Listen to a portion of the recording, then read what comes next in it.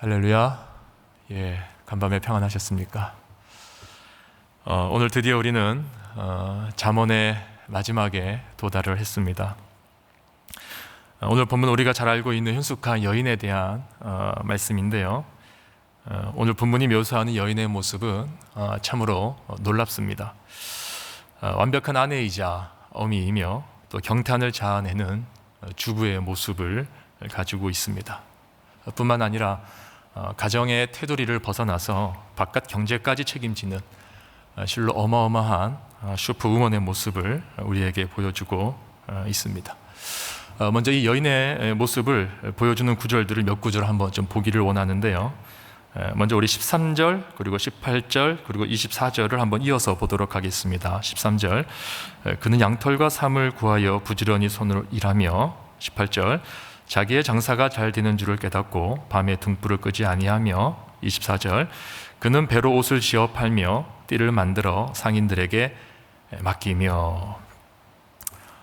제가 너무 빨리 읽었습니까? 자, 여기 보니까 한 가지 이미지가 있죠. 바로 장사의 이미지입니다. 13절을 다시 볼까요? 13절에 보니까 삶이라고 되어 있는데, 삶, 이것은 암흑과에 속하는 식물에서 얻은 옷감 재료입니다.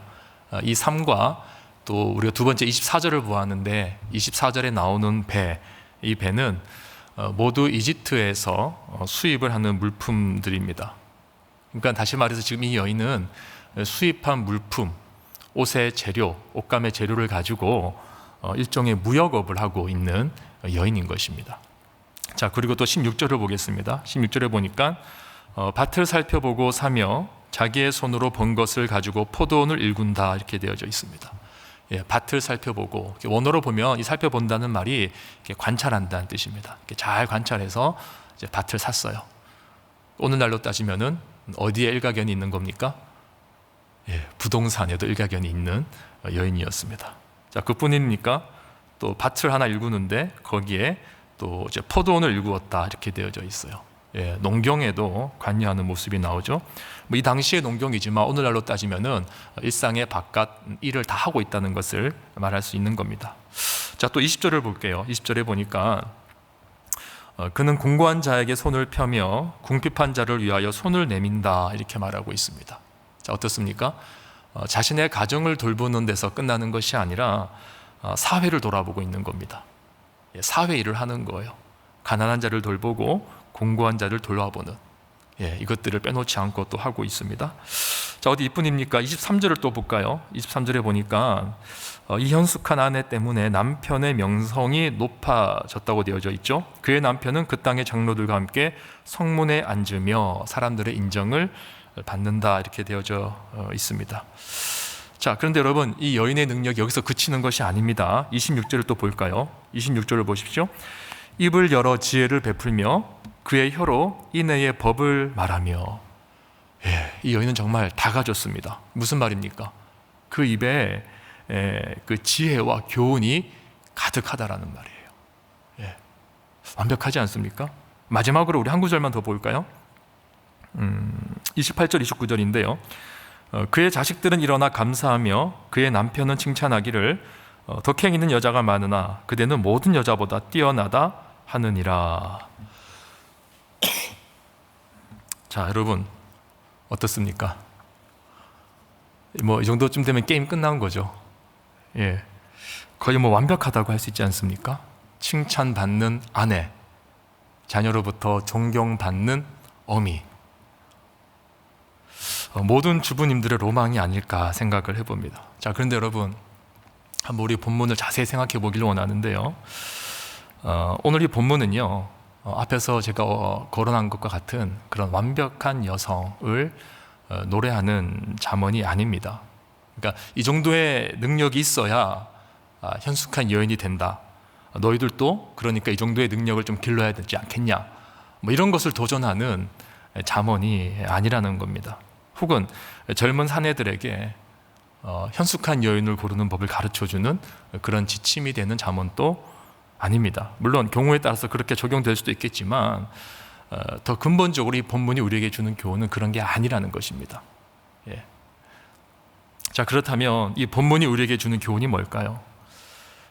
우리가 이 본문을 잘 이해하기 위해서는 먼저 이 본문이 잠언에서 배열된 위치에 주목을 해야 됩니다. 지금 이 본문이 어디에 위치하고 있습니까? 가장 마지막에 위치하고 있습니다. 잠언의 가장 마지막에 위치하고 있어요. 이것이 의미하는 바가 뭘까요?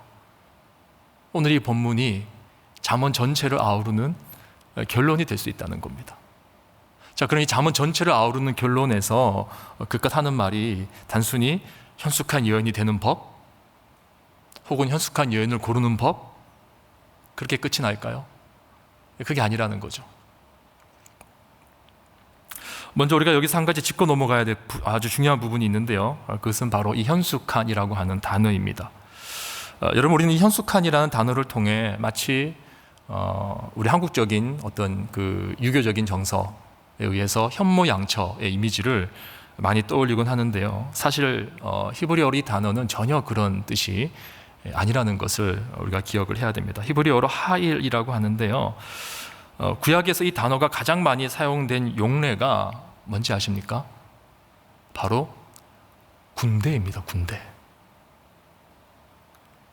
그리고 이것이 사람에게 적용될 때는 용사, 용맹, 혹은 능력 있는 자, 재덕이 있는 자, 유력한 자, 뭐 이런 식으로 번역이 되었다는 거죠. 다시 말해서 오늘 본문에서 이 현숙한 여인의 이 현숙함은 어떤 여러분들이 생각하는 어떤 그런 성품적인 요소가 아니라는 겁니다. 여러분의 마스크 때문에 보이지는 않지만 아마 이 부분에서 많은 여성분들이 흐뭇하게 미소를 지었을 거라고 저는 믿습니다. 성품적인 요소가 아니라는 거죠. 오히려 성품보다는 능력 혹은 힘과 관련이 되어 있는 단어입니다. 그래서 우리가 앞에서 쭉 살펴보았지만 이 여인의 모습이 어떤 성품적인 것과 연관이 있다기보다는 그녀의 어떤 능력과 연관이 있다는 것을 우리가 이미 확인을 했죠. 무역을 합니다. 부동산을 관리합니다. 포도원을 가꿉니다. 사회 약자를 돌아봅니다. 또 가정의 모든 식솔들을 책임집니다. 따라서 우리는 이제 이 여인을 현숙한 여인이라기보다는 유능한 아내, 유능한 여인이라고 부르는 것이 더 바람직해 보일지도 모릅니다. 자, 그렇다면 다시 앞으로 돌아가서요. 도대체 이 잠언의 결론이 뭘까요? 이 유능한 여인, 이 여인을 통해서 하나님이 우리에게 하시는 말씀이 뭘까? 그것은 바로 참된 지혜의 삶은 타인의 삶을 풍성하는 데 있다는 것입니다. 다시요. 참된 지혜자의 삶은 타인의 삶을 풍성케 하는 데 있습니다. 자, 보십시오, 여러분. 지금 이 여인의 모습을 통해서 이 여인의 주변에 어떤 일이 일어나고 있습니까? 우리가 그동안 가지고 있던 현모양처라고 하는 프리즘을 벗어버리고요. 그냥 이 본문에 나와 있는 내용만 그냥 보라는 말입니다. 이 내용에 근거해서만 볼 때 과연 지금 이 여인의 주변에 어떤 일이 발생하고 있습니까? 남편이 인정을 받고 사람들로부터 높임을 받고 있습니다. 또 집안의 모든 이들이 풍성한 삶을 살고 추운 겨울을 두려워하지 않습니다. 더 나아가서 사회에 가난하고 궁핍한 약자들이 도움을 받고 일어서고 있습니다. 이것이 바로 이 여인으로 인하여서 그 주변에 나타난 삶의 결과라는 거죠. 자, 그렇다면 다시 한 번 더 질문하겠습니다. 참된 지혜자의 삶이 무엇일까요? 우리의 삶을 통해서 우리 주변에 누군가가 풍성한 삶을 누리고 있습니까? 여러분, 이것은 비단 여성들에게만 요구되는 모습이 아니죠. 이 본문의 여인은 그저 지혜를 의인화한 것에 불과합니다. 그냥 의인화한 것에 불과해요. 왜 여인으로 의인화했는가? 이것은 신약의 프리즘으로 볼 때 그리스도의 신부로서의 교회가 마땅히 지녀야 되는 모습이기 때문에 그렇습니다. 그리스도의 신부, 그래서 지혜를 여인으로 의인화한 거죠. 그래서 여러분, 신랑 되신 그리스도께서 우리에게 가르쳐 주신 강령을 한번 떠올려 보십시오. 신랑 되신 그리스도께서 신부인 교회를 향하여서 강령이 이것이다 라고 말씀하신 것이 있죠. 그 강령이 뭡니까? 바로 하나님 사랑과 이웃 사랑 아닙니까? 즉 교회가, 즉 성도가 이 땅에서 살아가면서 마땅히 추구해야 되는 지혜로운 삶이 뭐냐? 바로 내 주변인들의 삶을 풍요롭게 하는 것, 그들을 사랑하는 것, 그들을 돕는 것, 그들을 세우는 것, 그들이 나 때문에 인정받게끔 하는 것, 그 모든 것이 이웃 사랑에 함축되어져 있는 것이죠. 그래서 여러분, 우리가 30절을 좀 주목해서 봐야 되는데요, 30절 말씀을 좀 보겠습니다. 우리 같이 한번 읽어볼까요? 30절 말씀 시작. 고운 것도 거짓되고 아름다운 것도 헛되나 오직 여호와를 경외하는 여자는 칭찬을 받을 것이라. 여러분, 이 말씀을 한번 가만히 보십시오. 너무너무 유명한 말씀이지만 사실 우리가 놓치고 있는 부분이 있습니다. 여기에서 뭐 이상한 점 발견하지 못했습니까? 고운 것도 거짓되고 아름다운 것도 헛되니 오직 여호와를 경외하는 여자는 칭찬을 받을 것이다. 이상한 점이 있어요. 앞에서 나온 이 현숙한 여인, 아니 이 유능한 여인의 모습들을 떠올려 보십시오. 하나하나 떠올려 보십시오. 그리고 30절에서 이 여인을 향하여서 뭐라고 묘사하는지 이 두 가지를 연관지어 보십시오. 그럼 틀림없이 이상한 점이 떠올라야 됩니다. 뭐가 이상할까요? 여러분, 지금 남편이 이 여인을 칭찬하고 있습니다. 여호와를 경외하는 여인이라고 칭찬하고 있습니다. 그런데 우리가 앞에서 살펴보았듯이 사실 이 여인에게서는 어떠한 종교적인 모습도 나타나지 않고 있습니다. 이제 고개를 끄덕끄덕 하시네요. 한번 보십시오. 이 여자는 성전에 올라갔다라는 내용도 없고요, 제사를 드렸다는 내용도 없고요, 금식을 했다는 내용도 없고요, 뭐 기도를 했다거나 찬양을 했다는 모습도 전혀 나오지 않습니다. 흔히 말하는 구약에서 경건한 자들이, 여호와를 경외한다고 하는 자들이 가져야 되는 모습이 전혀 없는 것이죠. 그러한 종교적인 요소가 전혀 나타나지 않습니다. 그럼에도 불구하고 이 여인을 뭐라고 묘사하고 있나요? 여호와를 경외하는 여인이라고 평가하고 있다는 것이죠. 그저 일상에서 다른 이들의 삶을 풍성하는 것밖에 없었습니다. 그런데 그 모습을 가지고 여호와를 경외한다, 이렇게 칭찬하고 있다는 거예요. 자, 그래서 여러분, 우린 여기에서 자연스럽게 이사야서에 나온 이사야 선지자의 말씀을 떠올리게 됩니다. 우리 이사야서 58장 6절 7절 말씀인데요, 앞에 화면에 나오나요? 예, 우리 한번 읽어보도록 하겠습니다. 이 장면은 종교적인 형식만 남아서 그 남은 백성들을 하나님이 책망하신 장면인데요, 같이 한번 읽겠습니다. 시작. 내가 기뻐하는 금식은 흉악의 결박을 풀어주며 멍에의 줄을 끌어주며 압제당하는 자를 자유하게 하며 모든 멍에를 꺾는 것이 아니겠느냐. 또 줄인 자에게 내 양식을 나누어 주며 유리하는 빈민을 집에 들이며 헐벗은 자를 보며 입히며 또 내 골육을 피하여 스스로 숨지 아니하는 것이 아니하겠느냐. 자, 여러분, 무슨 말입니까? 어떤 종교적인 요소가 필요 없다는 말이 아니죠. 종교적인 요소가 삶의 열매로 드러나야 되는데 그 열매가 뭐냐? 바로 이웃을 돌보는 것이라는 거죠. 내 주변에 어려운 자들을 돌보는 것, 그것이 경건이라는 겁니다. 여러분, 오늘 본문의 현숙한 여인은요, 일상의 삶에서 누군가의 삶을 풍성하게 만드는 것으로 지혜로운 삶을 살아냈습니다. 그리고 그것으로 자신이 여호와를 경외하는 자임을 확증하고 있어요. 여러분들은 여러분이 하나님 앞에서 하나님을 경외한다라고 하는 것을 무엇으로 확증해내겠습니까? 얼마 전에 특세를 마쳤는데 특세를 한 번도 빠지지 않고 다 나오면 그것이 여호와를 경외하는 것을 확증하는 것입니까? 예, 그럴 수도 있고 아닐 수도 있습니다. 기도를 하루에 1시간씩 2시간씩 깊은 골방의 기도를 다 채우면 그것이 여호와를 경외하는 것이라고 할 수 있습니까? 예, 그럴 수도 있고 아닐 수도 있습니다.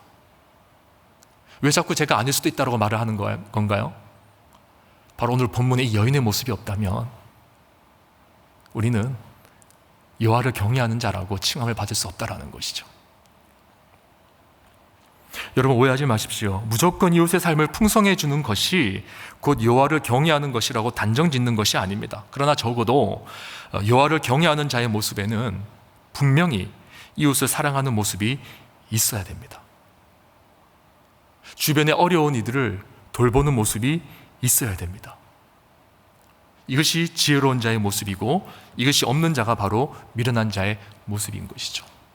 그래서 여러분, 우리가 잠언 1장부터 30장까지의 내용을 쭉 봤지만 그곳에 보니까 지혜로운 자의 모습과 어리석은 자의 모습이 굉장히 다양하게 묘사가 많이 되고 있습니다. 그런데 여러분, 이 모든 것들이 묘사되어질 때 여러분들이 한 가지 기준을 꼭 갖고 와야 됩니다. 이웃과의 관계 속에서 해석이 되어지고 있는가? 오늘 돌아가셔서 잠언 말씀을 처음부터 다시 한 번 더 찬찬히 읽어보십시오. 이웃과의 관계 속에서 잠언 기자가 어떻게 평가하고 있는가? 어리석은 인생 가만히 살펴보면은요, 미련하다라고 하는 인생 가만히 살펴보면은요, 잠언에서 말하는 것은 한결같습니다. 이웃과의 관계가 다 연결이 되어져 있습니다. 여러분, 말씀을 정리합니다. 이 땅에서 참 지혜자의 삶은요, 바로 이웃을, 내 주변 사람들의 삶을 풍성하게 만들어주는 것입니다. 여호와를 경외하는 것은 기본입니다. 기본이에요. 그 기본이 밑바탕이 되어 그려지는 그림이 바로 이웃을 사랑하는 그림이 되어야 한다는 것이죠. 오늘 본문의 현숙한 여인이 바로 그러한 유능한 삶을 보여주고 있는 것입니다. 이 여인의 유능함은요, 단순히 부동산 관리를 하고 포도원을 관리하고 무역을 하고 돈을 많이 벌고, 여러분, 그게 아니라는 겁니다. 그건 다 과정이고 수단이에요. 그 모든 것들을 통해서 그 주변에 어떤 일이 나타나는 걸 보라는 겁니다. 이 여인의 주변의 분위기가 어떻게 바뀌었는지를 보라는 겁니다. 그 분위기를 우리가 볼 수 있어야 돼요. 주변인들이 살아나고 있다는 거죠. 그래서 여러분, 룻기에 보니까 바로 이런 모습이 나옵니다.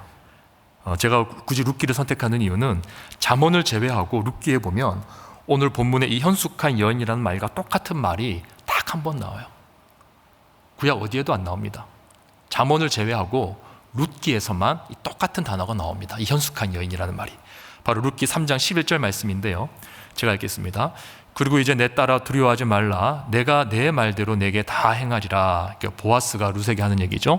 네가 현숙한 여인인 줄 나의 성읍 백성이 다 아느니라. 자, 그럼 여러분 한번 비교해 볼까요?